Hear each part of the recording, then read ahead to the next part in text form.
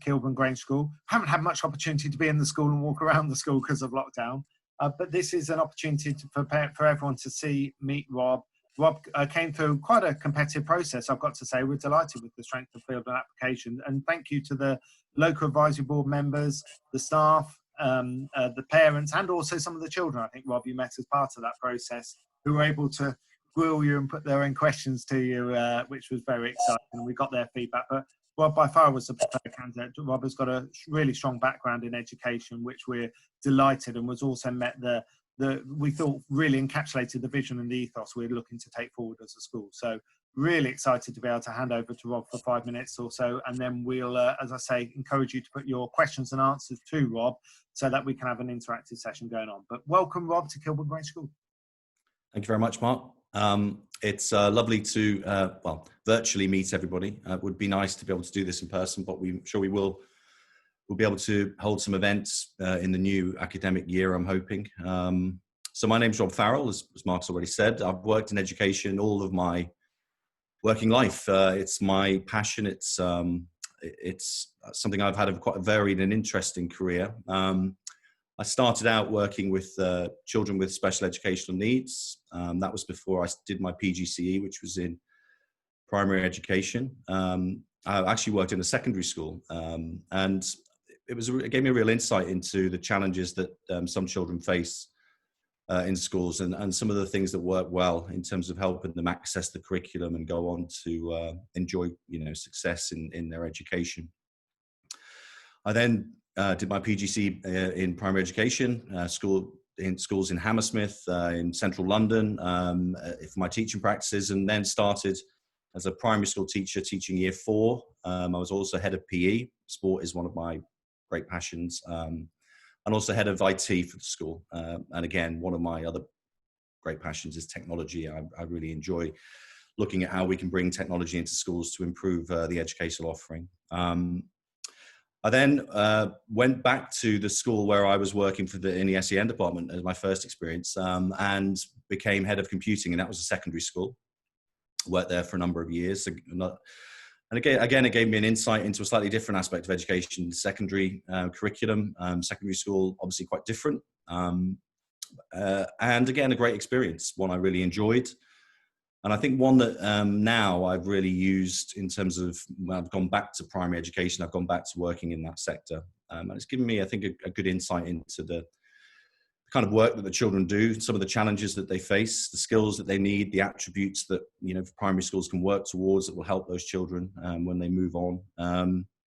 So about 4 or 5 years ago, I moved back to primary. I became the deputy head of academics for a prep school, so an independent school in Clapham. I don't know if anybody knows that area particularly well, but there's quite a few prep schools in the area. And then I became the acting head and then head teacher for 3 years. And my goal in terms of moving to that sector was, I think just as it was when I moved to secondary, was to gain new skills and new insights that I could then take back to my next role, which I was looking to move back to the state sector, to lead a primary school in the state sector. That's where I really want to be. That's where my passion is.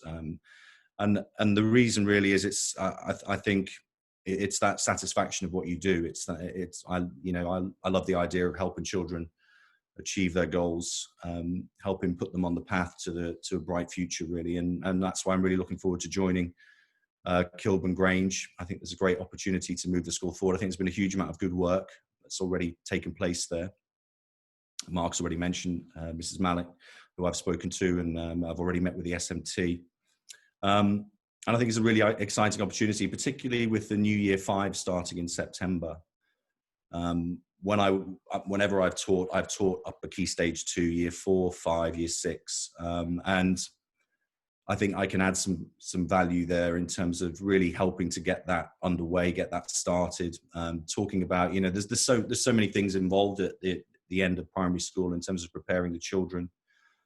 And I really enjoy that in terms of getting them ready for the next step, preparing them. And it's not just about the academics, it's about those skills and qualities and attributes that will just help see them through some tough times in secondary school. And some, there'll be bumps in the road. There'll be good times, there'll be tough times, and it's just about preparing them for that. And I thought, when I saw that the Kilburn opportunity came up, it was really that. I think that, you know, was one of the things where I thought, actually, there's a real opportunity here to build a really exciting upper Key Stage 2 to go along with all of the good work that's already taken place. And I thought, actually, some of the things I've done will really help me to make a difference there.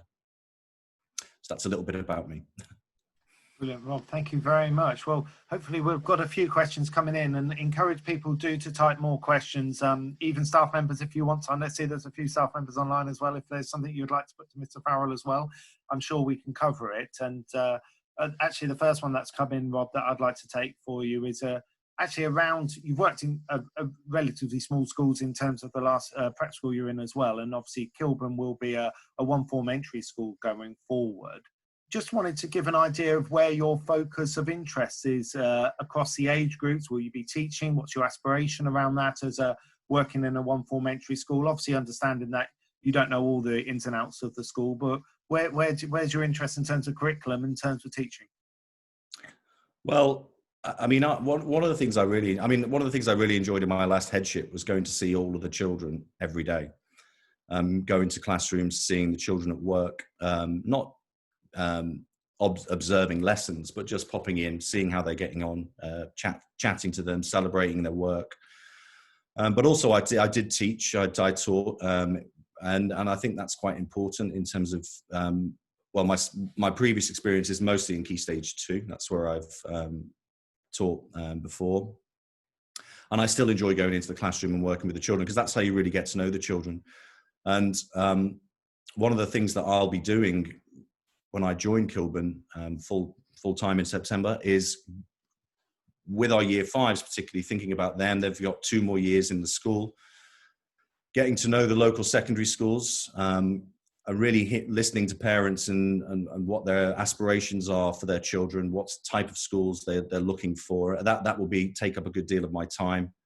And I really enjoy that in terms of working with parents and with children, and really sort of helping them to get to schools that are a good fit.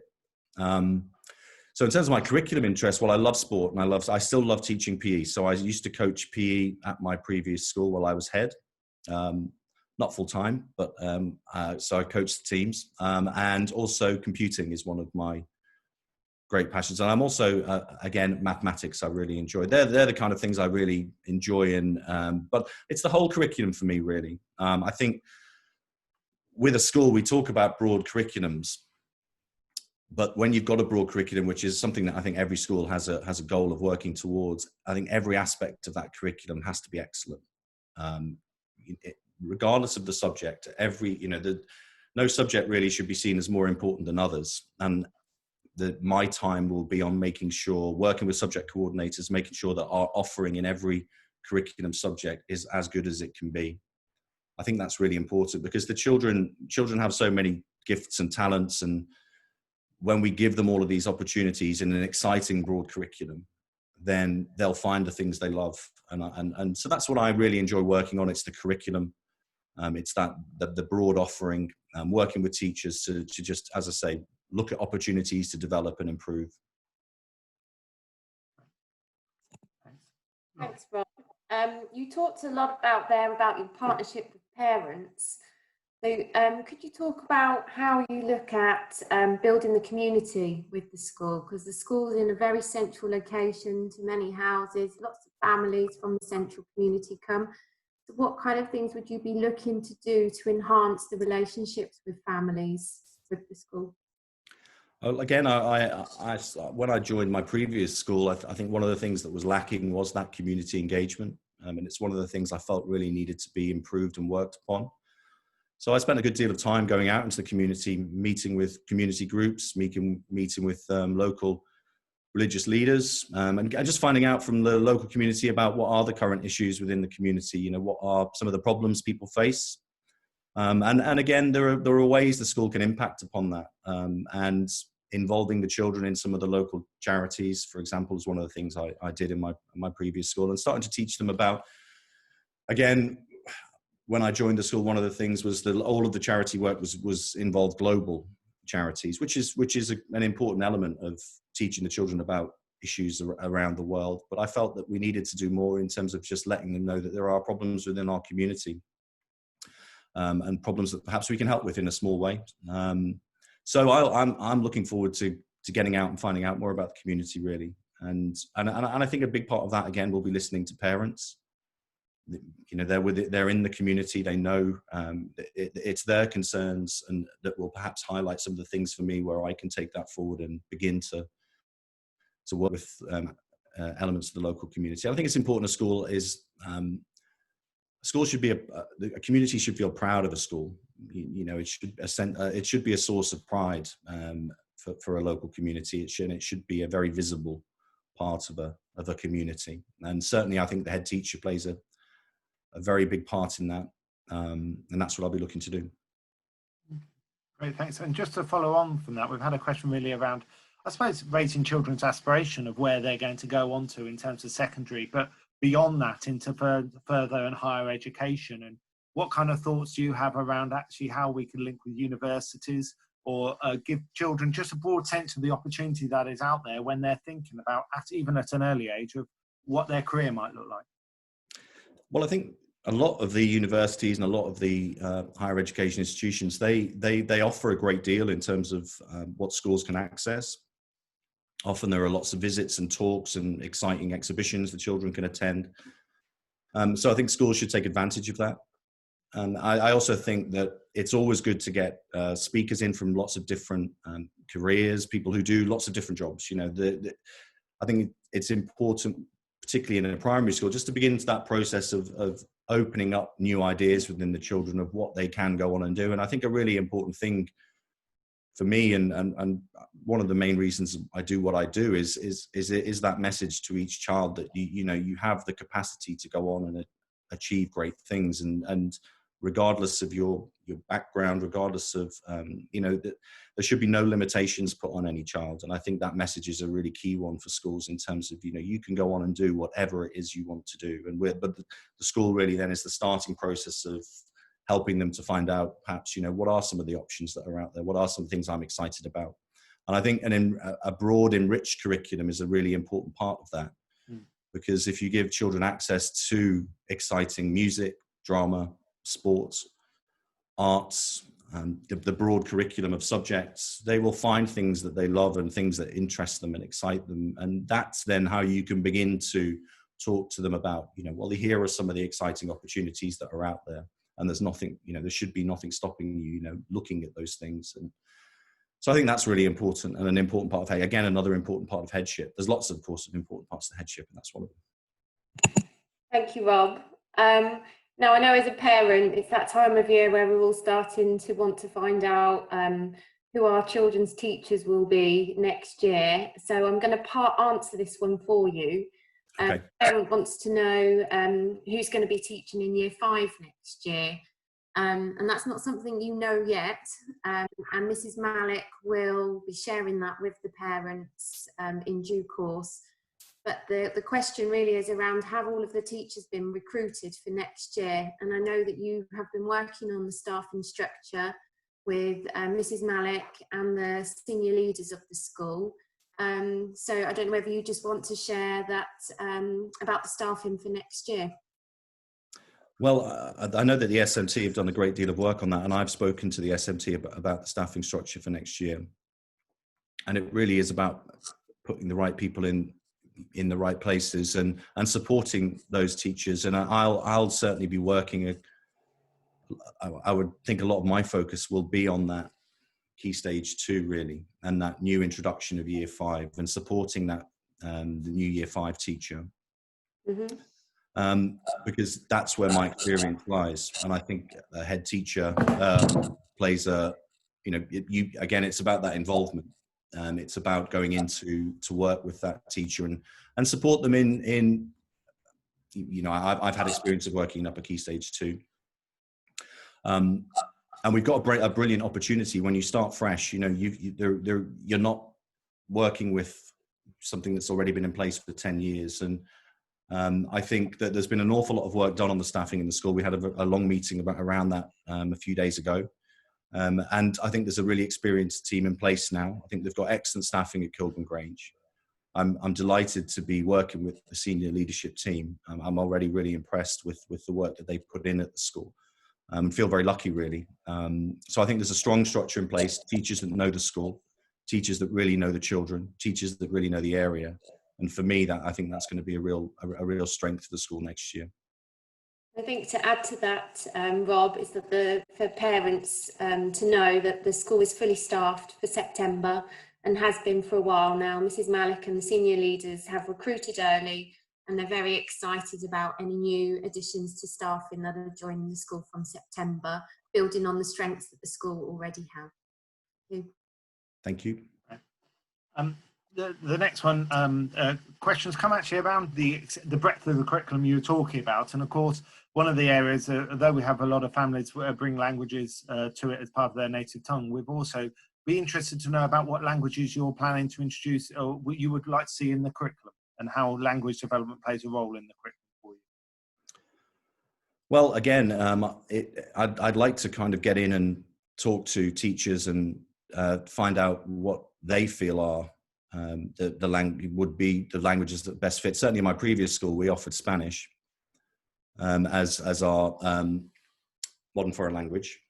And I think, again, when you join a new school, and particularly in the early days, and this is still very early days, it's important to, I think you shouldn't go in with too many preconceptions, or I think you need to listen first of all. So in terms of the languages, I'd really like to talk to teachers about that first, and talk to the senior management team about that, and talk about what they feel would be the best offering for, in terms of what Kilburn Grange can provide to its children.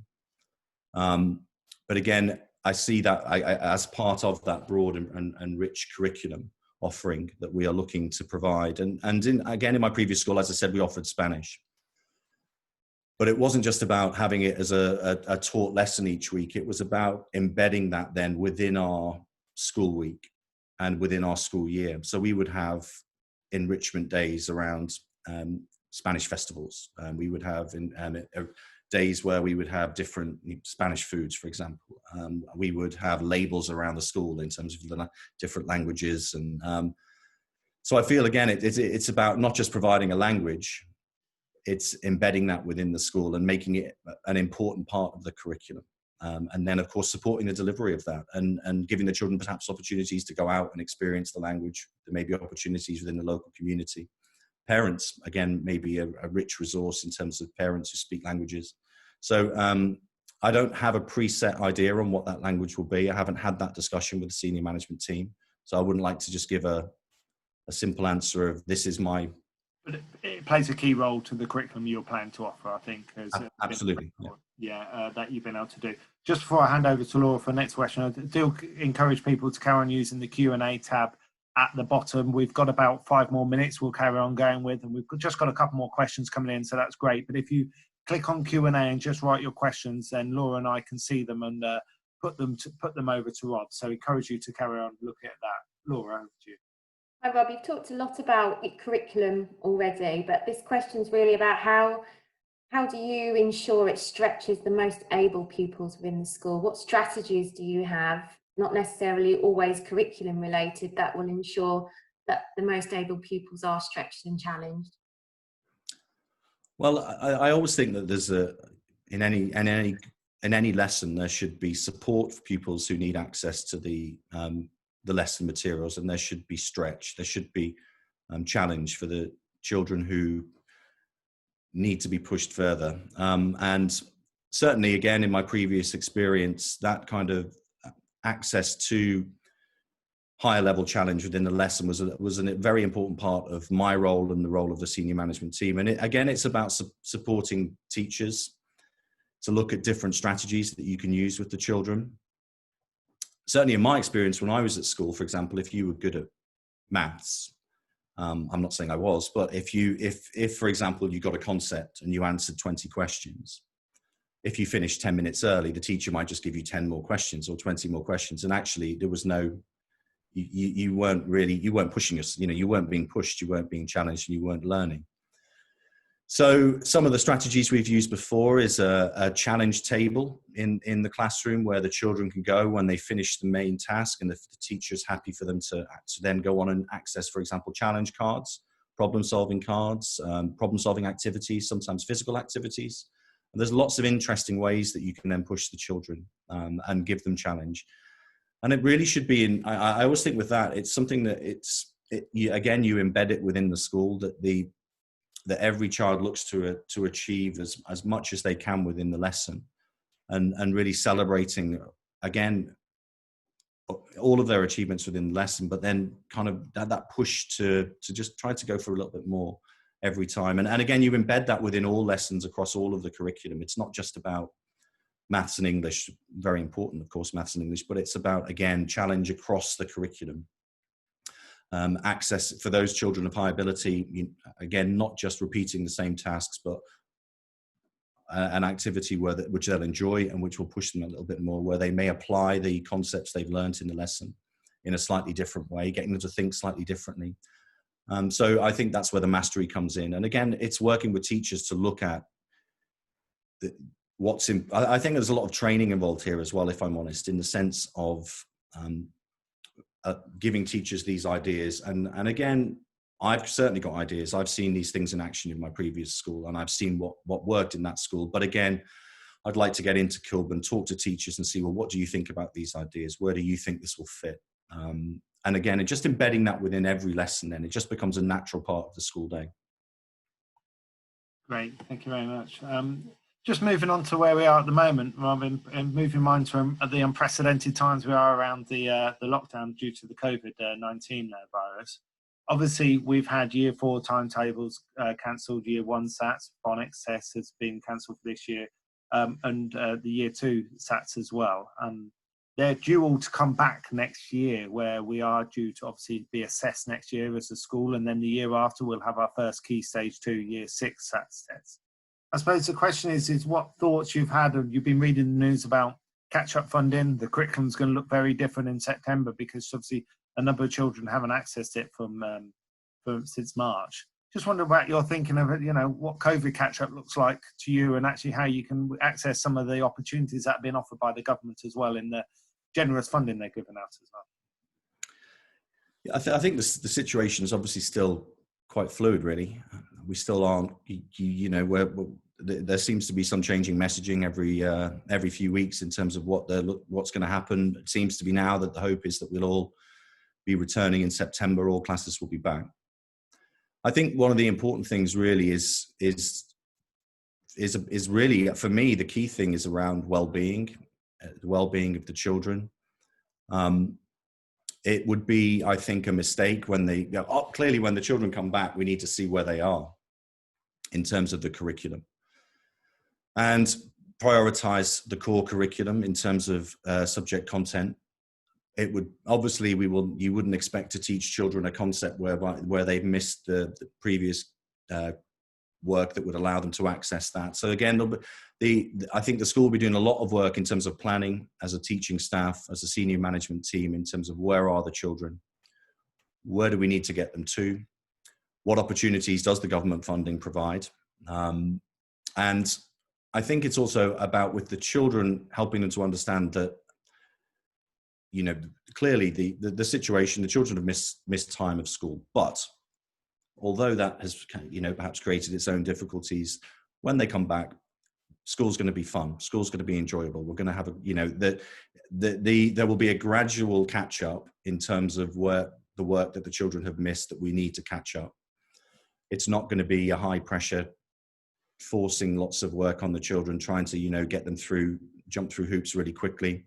I think it's just, and I think that's also important for staff to know that there is time to catch up on the things that need to be caught up. There may be some things in terms of the broader curriculum that we will miss, but actually in the long term, my hope is that the children really, when they, particularly, you look at our year 5 starting in September, got 2 years left in primary education.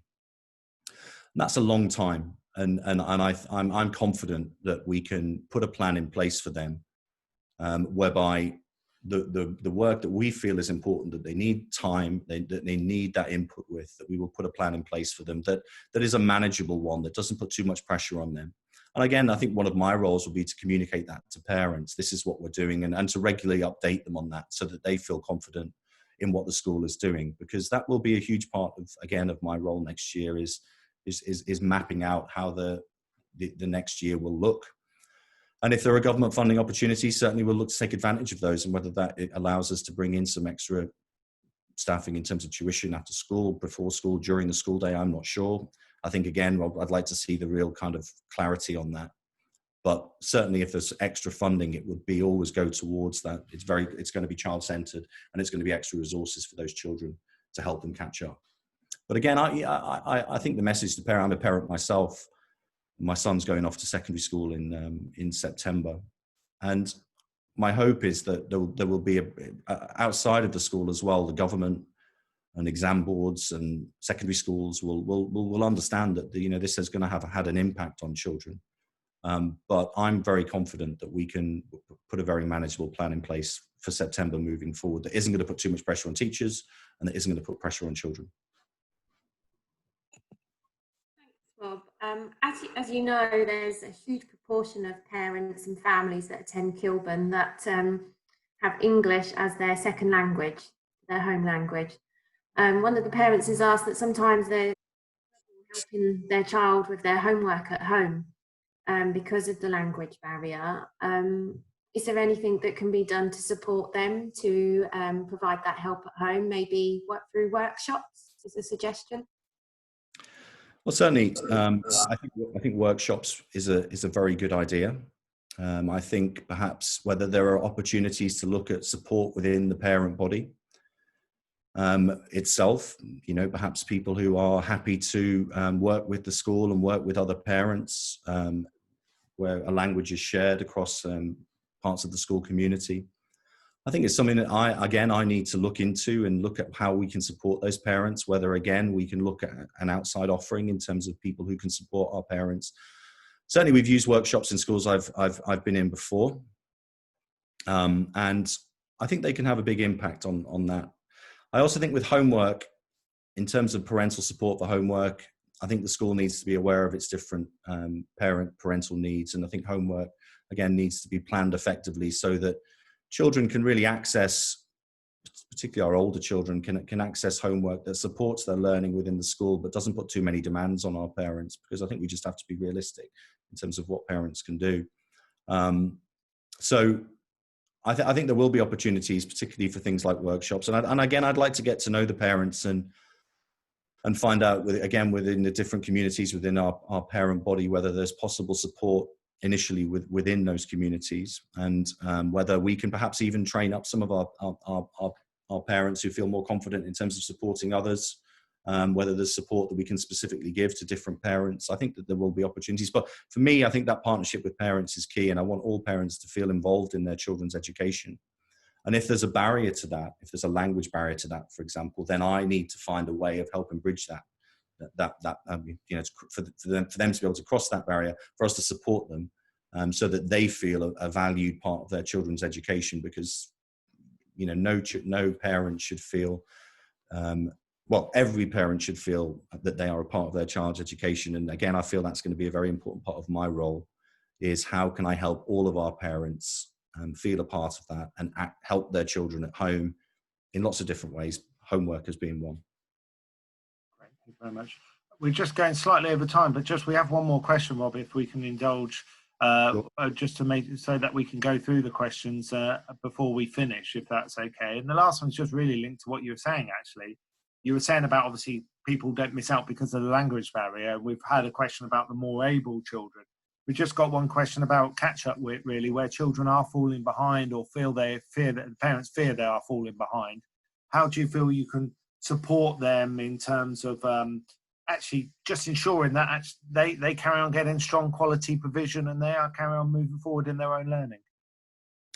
Well, again, the idea of with a group of children, again, every child should be able to access work, and there should be support in place for children who perhaps, my son has been through ups and downs in his education. He's faced his problems. And as a parent, what I wanted really, I think, from the school is that clear communication on where he was and on what the school was doing about supporting him and moving him forward. And I think, again, that strong communication from a school is key. Keeping parents up to date with where their children are. And I think as parents, we want to feel confident that there's a plan in place to support our children. And again, I think that when children, if specifically this is linked, I'm not sure if this question is specifically linked to coming back in September based on the last few months now of lockdown. When we're looking at where the children are, clearly there's going to be a broad range of in terms of the access they've had to the online materials and resources. For some children, perhaps they may have done more work than others. Some will have, everybody's in different situations. And I think as a school, we have to recognize that. And again, when planning, I think the key thing is ensuring in our planning that all children are going to have access to the support that they need. And I think then it's going to be one of my jobs to communicate that to parents clearly and to let them know what's going on in the classroom and also what's going on around the classroom in terms of support outside of lessons, perhaps support in lessons. So I think a key role of mine will be that communication with parents and giving them confidence that we're not just planning at a core group, that every child has been taken into account, what their learning experience has been over the last few months, and how we're going to support them in terms of accessing the curriculum moving forward. Great. And just one did come in just when I said that we've got one last question, which is just also around September and being back to normal. Your view on after school clubs? I think it is certainly our plan that we will be going back with after school clubs live from September, and hopefully the school is back to usual. But give us your view on what the role extracurricular activities play for the provision of the school as well. Welcome that. I think for me, it's a huge part I mean, schools should, as I think I mentioned at the start, for me, schools should be fun. Schools should be an exciting place to go. And I think a big part of that is around enrichment and about access to opportunities, extracurricular clubs. Because again, children learn so much and gain so many different experiences by taking part in those. So for me, again, my previous experience in my last school when I joined, I felt that we didn't really have much of an extracurricular offering. And that was something that I really looked to push and bring in more opportunities for children. And I think, again, children tried things that they perhaps wouldn't have tried before. And then some of them found things that they love and have moved on to secondary schools. And I sometimes bump into them in the local area and they tell me that, they've carried on with the sport they tried on an extracurricular club, or that they now, they really enjoy art after doing the art club or modern foreign language, the Spanish extracurricular clubs. But I think extracurricular clubs are really important. I'm really hoping that we can start those back up straight away. Yeah. And again, it's about that broad, enriching offering that we give to the children, so that they're excited about coming to school every day. Yeah, fantastic. Rob, thank you so much. We're so looking forward to you to come and join in September. As I say, hopefully the world will be coming back to usual a little bit, where children are certainly, we've opened up to children all coming back at the moment, but in classes of 30 in the usual way that we all remember education being delivered, I think we're all looking forward to a bit of normality. And as I say, thank you so much for your time. Thank you for parents who are interested to come along today. It won't replace saying hello physically in person, but it's probably the best we can do at the moment. So Rob, thank you so much for your time. Laura, thank you for yours as well. Thank you. Thank you. Look forward to meeting you all again, seeing you all again soon. Take care. Have a good evening. Thanks so much. Bye. Thank you. Bye.